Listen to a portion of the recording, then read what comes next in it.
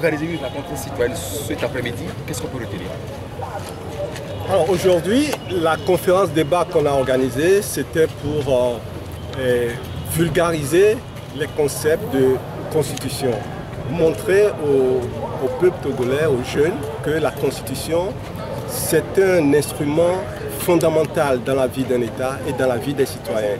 Et on ne peut pas s'amuser à la manipuler comme ça, cette constitution. C'est la première chose. La deuxième chose, c'est aussi de souligner les conséquences de la manière dont la constitution a été changée.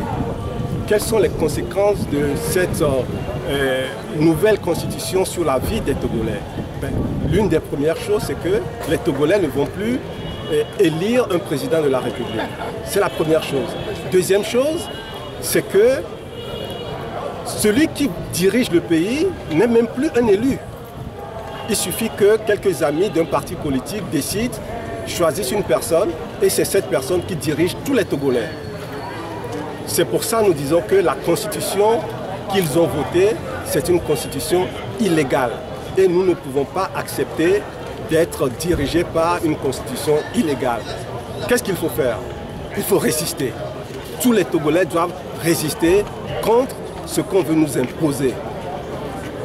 Et la résistance, c'est simplement que chaque Togolais comprenne qu'il ne faut plus s'inscrire dans ce qu'on veut nous imposer. Voilà ce que nous avons passé comme message.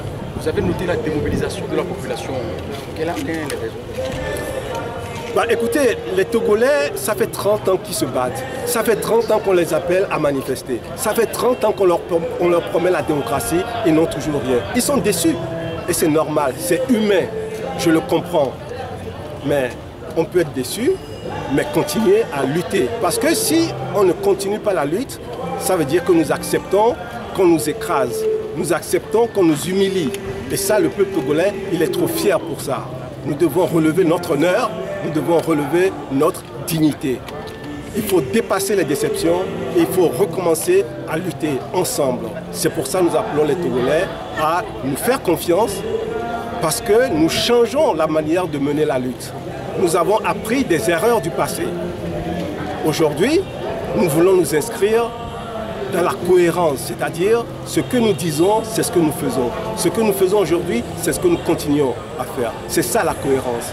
La deuxième chose, c'est la sincérité.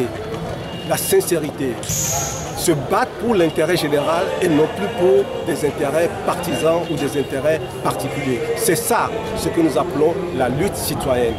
C'est ça qui va nous garantir la crédibilité pour que les Togolais nous fassent confiance.